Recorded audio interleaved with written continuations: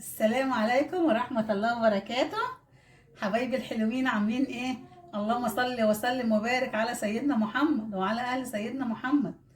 حبايبي الحلوين النهارده نازله لكم باكله برضو على قد نفرين او 3 او 4، يعني اسره صغيره ب...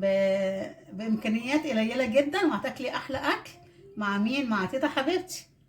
ومع مين؟ مع لوجي. هنعمله ايه النهارده يا لوجي؟ هنعمله ايه يا لوجي؟ نعمله ايه؟ تيتا هتعمل ايه؟ هتعمل مام. هتعمل ايه المام يا لوجي؟ يلا قولي يلا. بصوا لوجي هتقدم ايه؟ هنعمل ايه؟ بصي يا لوجي، خدي قولي لهم بص. ايوه خدي قولي لهم تيتا هتعمل ايه؟ هتعمل احلى اكله جميله. هنعمل ان شاء الله النهارده، هنعمل كوسه وهنعمل بطاطس وهنعمل خرشوف محشي لحمه مفرومه باقل الامكانيات. صح يا لوجي؟ وبايه؟ وبربع لحمه مفرومه بس. هتبقى احلى وجبه، وان شاء الله تابعوني، وهتبقى احلى اكله مع تيتا حبيبتي. ماشي يا لوجة؟ لوجة هتعمل النهارده بايديها الحلوه دي الايه؟ المام. بصي بتتقور ازاي. هاتي يا لوجة كده. هنعمل ايه؟ طبعا اخواتي المبتدئين هنبتدي نقور الكوسه كده. استني يا لوجة، استني. نعمله ايه؟ نعمله الكوسه جاهزه كده لحبايبنا. بصوا حبايبي، قورنا الكوسه كده، هنقورها كده ونحاول نخليها ملحمه شويه، عشان دي طبعا تبقى فايده وجميله وليها طعم طبعا، ما تبقاش خفيفه الكوسه. الكوسه من الحاجات، الخضار المغذي جدا. اهو كده بصوا قورناها كده اهو. هنشيل الحته اللي من تحت دي كده على ايه؟ على طرف السكينه صغننه. نبتدي نعمل واحده تانية.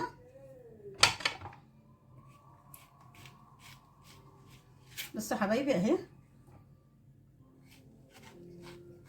ايه لوج هنعمله ايه مع تيتا؟ يلا قولي، يلا قولي لمتابعينك يا لوجة. قولي لوجة الف سلامة عليكي يا لوجة، عشان انتي بتسنني وتعبانه. ماشي يا لوجي؟ كلمي يا لوجي، كلمي متابعاتنا الحلوين، كلمي حبايبنا الجمال، العيله الجميله اللي هنكبر بيهم ان شاء الله. يلا يا لوجي قولي لهم ايه؟ ازيكم عاملين ايه؟ يا رب يكونوا بخير. يا رب يا رب يسعد اي حد بيحط لي لايك وبيفرح قلبه بكل اللي يتمناه. يلا يا لوجي حبايبي الحلوين، ما تنسوليش في اللايك والشير وفعلوا الجرس عشان يوصلكوا كل جديد من تيتا حبيبتي. بصوا النهارده دي اكله بسيطه وباقل امكانيات، طبعا اقل كل حاجه غاليه، بس طبعا احنا دلوقتي هنعمل خضار يومين، وان شاء الله كده برضو هيجي علينا سهل ورخيص. وانا بعمل اكل ليه الايام دي كده كده، يعني حبات صغيره عشان احنا نفرين او 3. مرت ابني النهارده عندي ان شاء الله. طبعا لوجي بنبقى 4 كده، طبعا دي بني ادمه ولازم تتحسب. وطبعا احنا ما كلفناش كتير، ولا جبنا كيلو لحمه، ولا جبنا 2 كيلو كوسه، ولا 2 كيلو بطاطس. لا، احنا هنعمل كل حاجه ليها طعم وشكل وجميله جدا، وهتكفينا يومين ان شاء الله باذن الله، بشويه رز كده، ونطلع المخلل بتاعنا الجميل، وتبقى احلى اكل. مع مين؟ مع تيتا حبيبتي. ماشي يا لوجة؟ بصوا حبايبي، انا كده قورت الكوسه. هبتدي برضه اوريكم البطاطس عشان ما اطولش عليكم بس الفيديو، عشان ما تملوش مني وتزهقوا.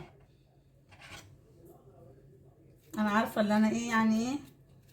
طبعا البطاطس بحطها بملح عشان ما تسمرش، بس انا هوريكم الاول هعمل ايه. صح يا لجة؟ قولوا لهم يا احلى عائله في الدنيا. قولي يلا. لا انت متمسحيش في هدومك الحلوه. لجة هتعمل ايه؟ اسم الله يا اختي. هاتي بوسه يا لوجة، هاتي بوسه لتيتا، هاتي بوسه لتيتا. لا ليه؟ قش عايزه تحطي قش؟ لا عيب. بس هنشيل حته صغيره كده، طبعا مفيش حاجه بتترمى، وهقورها كده.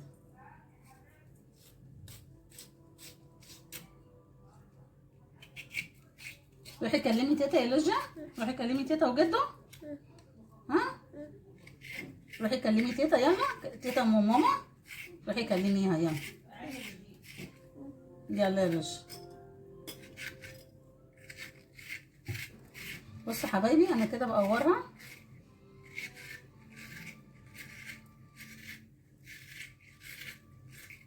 بصوا حبايبي التقويره دي كده، بصي حلوه وجميله، وان شاء الله هنعمل لها قاعده من تحت وهوريكم. اما اجي بس احشيها هوريكم اعملها ايه. قبل ارجع قرمت لي الكوسيه ازاي. بصوا استني اوريها لكم. بصوا بس برضه هنعملها ان شاء الله. قطعتها بايديها. ايه سيبي السكر. طيب سيبيه يا سؤال، سيبيه. بصي كلمي يلا، كلمي قولي لهم ايه. السلام عليكم، عاملين ايه؟ يلا قولي لهم كده يلا. لوجي شقيه خالص. قبل لوجي بتحبي تيتا هنا وبتحبي تيجي تقعد عند تيتا، صح يا لوجي؟ لا اخي عشان دي عايزه تتغسل.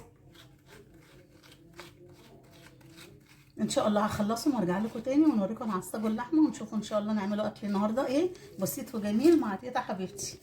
ماشي يا حبايب قلبي، ان شاء الله اكله بسيطه وسهله. استنوا كده عشان تشوفوا وشي بس. ان شاء الله اكله بسيطه وسهله وهتبقى جميله وهتعجبكم جدا، وبقل الامكانيات ان شاء الله هتبقى احلى اكله باذن الله. بصوا حبايبي هرجع لكم تاني. حبايب قلبي بصوا انا دلوقتي كده بحط ايه معلقتين سمنه صغيرين، طبعا مش بكتر يعني الإدام كتير سمنة أو زيت كتير، حبات كده صغننين زي ما انتوا شايفين، عشان خاطر ممكن اللحمة تبقى دسمة ولا حاجة. كفاية الإدام يعني ميبقاش كتير وكده. وطبعا خلاص بقى احنا ايه يعني بنحاول نظبط الدنيا على قد ما بنقدر يعني. بصوا انا حاطه كمان شويه زيت صغيرين ازاي في اللي انا بقلي كده. بقلي البطاطس بديها صدمه، طبعا هي بتبقى لونها مش ذهبي قوي، بس اللي انا بقفل مسام البطاطس في سبيل لما تتحشى تبقى جميله.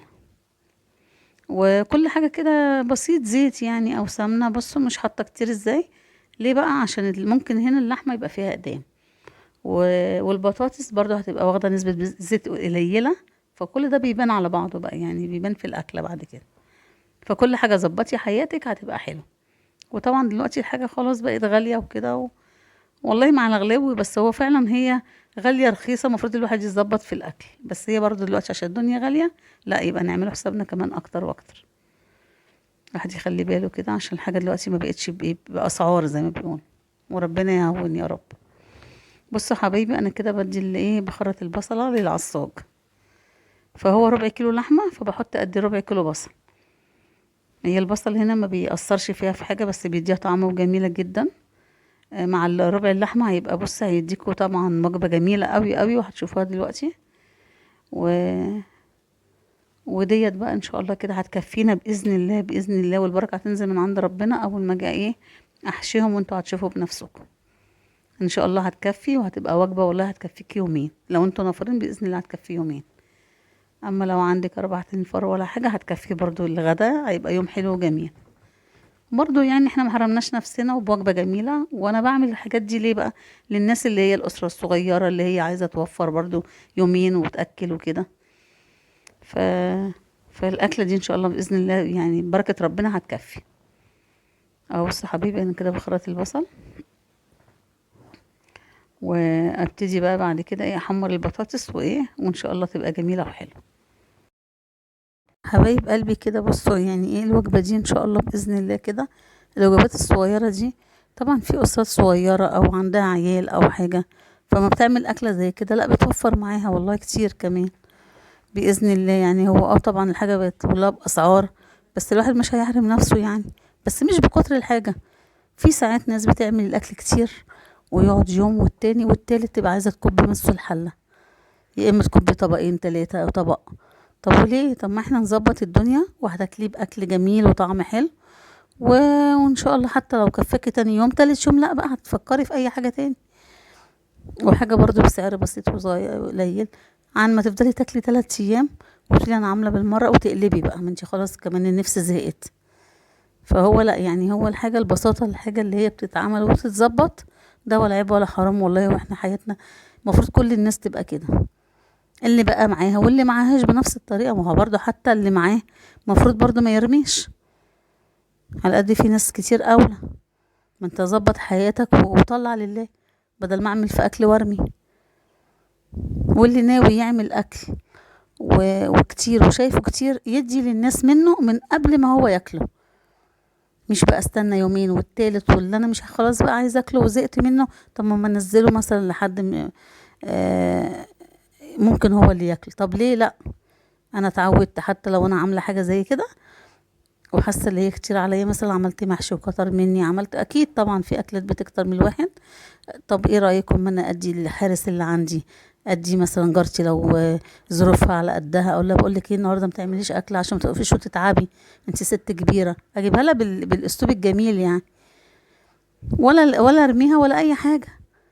لا ده انا مرميش، بس انا ممكن اهادي والحاجه وهي طازه من قبل ما انا امد ايدي فيها واكل. فعشان كده يعني كل حاجه ترتبيها في حياتك هتاخدي عليها اجر وثواب و... ونعمه ربنا يديمها علينا يا رب. بص يا حبايبي، انا كده بقطع الطماطم دي، هي كده متقشره، عشان كده حتى لو تقطيع كبير هي مع البصله مش هتبان عشان ما فيهاش قشره. انا كنت حطاها في الفريزر حتى باين عليها اللي هي ساقعه اهي، وحطيتها في شويه ميه دافيه ورحت مقشراه، وابتديت بقى اخرطها صغير كده، او لو كبير برضو طالما متقشره هي هتنعم في قلب البصله عشان احشي بيها الحاجه دي وكده. فانا عشان كده قطعت الطماطم. بصوا هنزل بربع اللحمه اهو، بصوا هتبقى جميله ازاي وكتيره ان شاء الله باذن الله. اهو كده نزلت عليها على البصله. طبعا مش بنحمر البصل قوي احنا، بس يعني بنخليه لونه كده يعني يعني مصفر شويه صغيره، الجلدي ده البسيط. ف وبعد كده بقى ايه بنزل باللحمه عليه. بصوا كمان البطاطس جميله ازاي اهي، بصوا اخدت لون جميل قوي جدا، حلو قوي قوي قوي، وان شاء الله الناحيه التانية بنفس الطريقه. وبعدين في بطاطس تاني طبعا انا عامله الكميه دي على سمعة هتكفي اللحمه باذن الله. اما البطاطس اللي انا عاملاها تاني صوابع هتتحط في وسط الحاجه، هتبقى وجبه برضو. وبعدين انتي بتطلعي من ده ومن ده، من الفاضي والمليان وكله طبعا واكل من بعضه ومدي الطعم مع بعض. انا دلوقتي بس تابعوني هتشوفوا كده. بصي وجبه انتي بتكبريها بايدك براحتك كده والله، وهتبقى جميله. حتى لو دخل عليكي نفر ولا نفرين هتغديه برضو باذن الله. ودايما نستغفر ربنا طول ما احنا واقفين، ربنا بيزود كل شيء ويديمها علينا نعمة يا رب، والدنيا تتظبط من عند ربنا كده بإذن الله. ربنا قادر على كل شيء. بصوا حبايبي اهو هنزل كده هم بالطماطم. بصوا هتبقى والله حرشة وجميلة. عارفة انت لو عملتي الأكلة دي كده شوية اللحمة المفرومة دول، وجبتي شوية مكرونة ورحتي عاملاهم مكرونة بقى بيضة، لو الطماطم غالية تحطي عليها شوية الصوص دول هيبقوا روعة. اللحمة على الطماطم على الفلفل على البصل. بصي يعني انت ظبطي حياتك باللي انت شايفاه يعني ان شاء الله باذن الله يعجبك ويبقى كويس برضه. احنا الاكله دي بنعملها على فترات بعيده بصراحه، يعني احنا مش من يعني بنتوحشها بصراحه. وبعدين بقى بصراحه ما اكدبش عليكم، انا لقيت عندي شويه خرشوف، رحت قلت لا انا هخليهم و... وهبتدي بقى ايه احشيهم باذن الله يعني ايه عبال ما يطلع الخرشوف التاني باذن الله. ربنا كده يعني يحيينا من عند ربنا كده، وان شاء الله كده ايه يطلع الخرشوف ونعمله تاني. اهي بصوا البطاطس اللي انا قلت لكم عليها جميله ازاي اهي، دي برضو كده برضو هديها برضو التشويحه البسيطه دي كده، التحميره الصغننه قوي، وابتدي برضو ايه احطها جنب الاكل بنفس الطريقه. ده البصل اللي انا بطلعه مطرح المعلقه اهو. بصوا الطماطم اهي، بصوا ما شاء الله ربع اللحمه بقى جميل ازاي. او شويه مكرونه بقى وتحطي حبه التحابيش دي كده فوق الوش هتبقى روعه. وبرضه لو عايز تعملي مكرونه بالصلصه وتدخليها الفرن بقلب شويه اللحمه دول وتقلبيهم في بعض، او تعمليهم ارضيه من تحت المكرونه وتعملي فوقيهم المكرونه، ان شاء الله اعمل لكم فيديو كده تبقى تحفه وجميله طبعا. وشويه بطاطس محمره هيبقى غدا برضه. بصوا حبايبي لما تجيبوا اللحمه المفرومه وتيجوا تكيسوها في التلاجة، ممكن اللي انت يعني بتبططيها كده بايدك زي ما يكون ايه زيها زي الكيس. بعد ما تحطي مثلا شوفي بقى تحطي ربع يعني مثلا لو الكيلو هتقسميه على 3، هتقسميه على 4، هتقسميه على 2، تبططيها هتبقى سهل معاكي في الفك اما تيجي تفرزيها، ومش هتاخد معاكي مكان. ان شاء الله برضو هفرز معاكم شويه حاجات كده وهبقى معاكم باذن الله. بص ده كده بقى بصل بودر انا كده عاملاه وريحته جميله جدا، رحت حاطه برضو رشه صغيره بصوا انا اللي عامله البصل ده، ان شاء الله هينزل لكم فيديو جميل جدا جدا جدا زي فيديو التوم كده باذن الله. والبصل كمان مدي ريحه وطعم رهيب جدا، والله تحفه تحفه. بصوا حبايبي اهو بس هي طلعت اهو. عارفين بقى الزيت اللي هو اللي انا قليت ده فيه بقى انا بعمل فيه ايه؟ لو انا بقى ما عنديش مثلا اعمل حاجه، اقلي سمكه اقلي حاجه، ما هو بطاطا بطاطس بس او اي حاجه، انا ما برميش حاجه. انا ممكن اعمل زي صابون غسيل مواعين، وان شاء الله دلوقتي ان شاء الله يمكن تقريبا مش عارفه في الفيديو ده غسلت مواعين ولا لا. انا كنت عامله فيديو ليه بقى بس تحفه برضو. شويه صابون، بصوا انا ما بشتريش صابون خالص للمواعين، برضو من توفير البيت ومن توفير الزيت اللي بيطلع. وطبعا مش من كله الزيت من عندي، لا، لو بنتي عندها بتجيبهولي، لو واحده حبيبتي طبعا براجيهم في الصابون. بس بصراحه روعه روعه روعه والله العظيم. وطبعا لو تقدري تعملي اي حاجه وتوفريها في قلب بيتك اعمليها باذن الله يعني. انا بقول لكم بقى دلوقتي كده اللحمه هتبرد اهي وهبتدي احشيها معاكم. بصوا بصوا حبايبي اهي، بس سخنه ازاي بتطلع بخار طبعا، بس انا مستنيها تبرد وهعملها معاكم وهتتحشى وهتكفي باذن الله اهي. بصوا بصوا بقول لكم بصوا جميله ازاي. فبحكي لكم بقى بقول لكم يعني ان شاء الله كل حاجه تبقى جميله كده طالما عاملاها بحب، وطالما انتي ناويه تعملي احلى وجبه واحلى حاجه بتبقى تطلع احلى واحلى باذن الله يعني. بقول لكم هتدوقوها وهتبقى جميله قوي بقى بصوا انا كده بعمل شويه ايه بقى، بعمل حته توم صغيره كده احمرها، وبعد كده انزل عليها بالطماطم. ديت ايه بقى بالنسبه لايه للصلصه بتاعت الاكل اللي انا عاملاه. بصوا حبايبي اللحمه المفرومه طالما فيها بصل وفيها حاجات من دي، خلاص انا مش هعمل بقى ايه بصل وتوم والكلام ده وتسبيكه من اللي هي التقيله دي، لا لا، هي البصل طبعا مع كل ده كل دي وجبه واحده. فدي كده بنحمر لها شويه توم صغننين وبنزل عليهم بالطماطم. بصوا هسيبهم بقى يغلوا كده ويبقوا حلوين واظبطهم، وابتدي بقى احشي الحاجه باذن الله. البوتاجاز عندي بين عليه طفى مني او حاجه اهو. بصوا اهي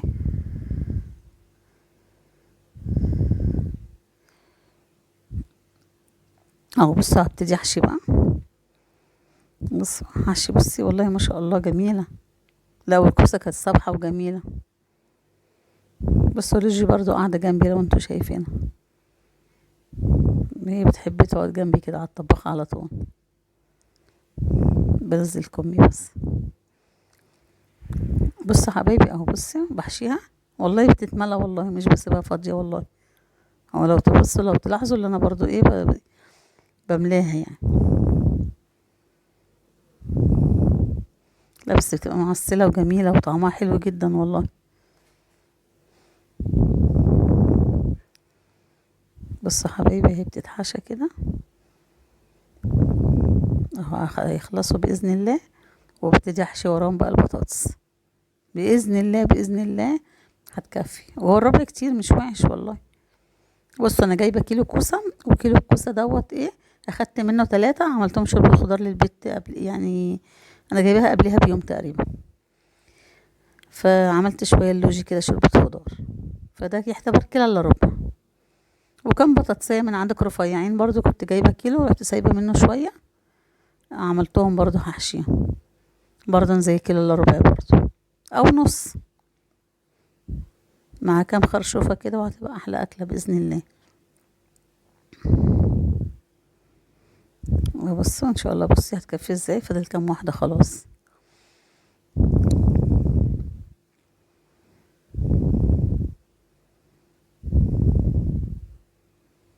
الكوسه عشان رفيعه كمان بتاخد وقت مع الحشو،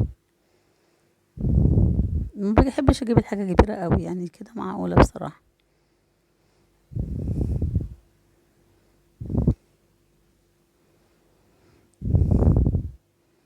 بصوا حبايبي لو انتوا عايزين اكل كده يعني سهل وبسيط وما يكلفش قولوا لي عليه ان شاء الله.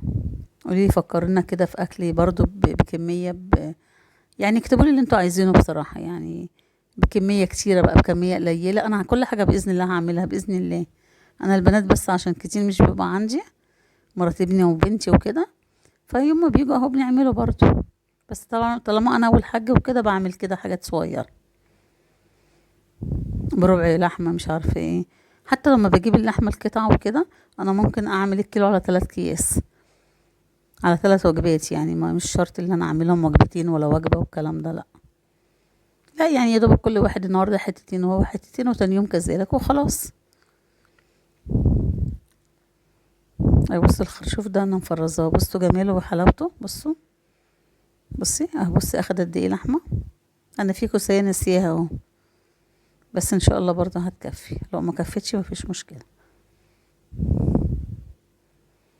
اهو بصوا حبايبي، والله الخرشوفه مليانه وجميله. الخرشوف دوت بصراحه انا عاملاه السنه اللي فاتت، جميل جدا. ابقى ان شاء الله فرزه معاكم باذن الله، باذن الله. اه انا شفت الكوسيه وعملت حسابها كمان. هو كده كده والله برضو الخرشوف مليان.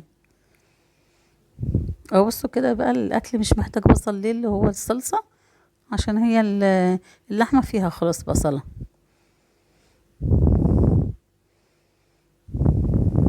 بس حبايبي اهو كده خلصنا الدنيا دي كلها.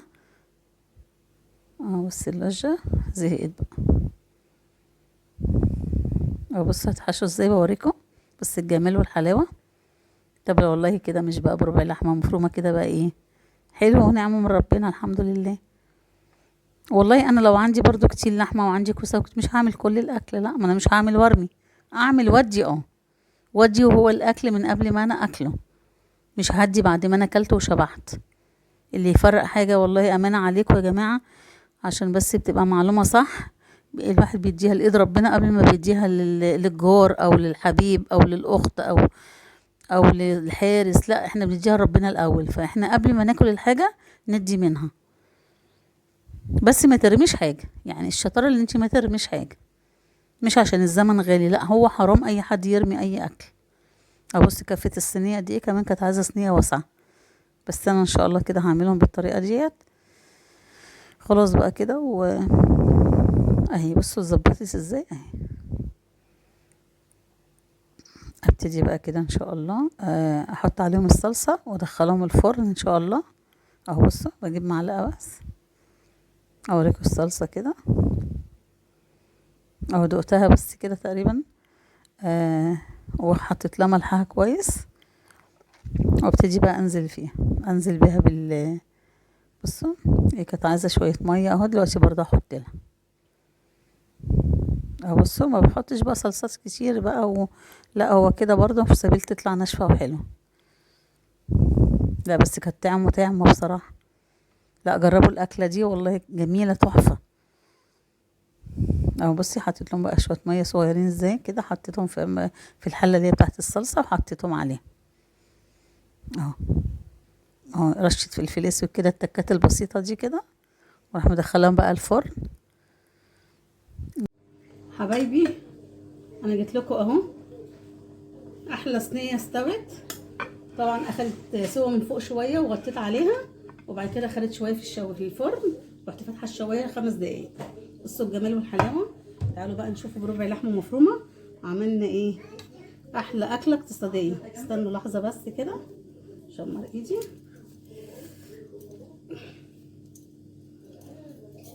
شمر ايدي بس.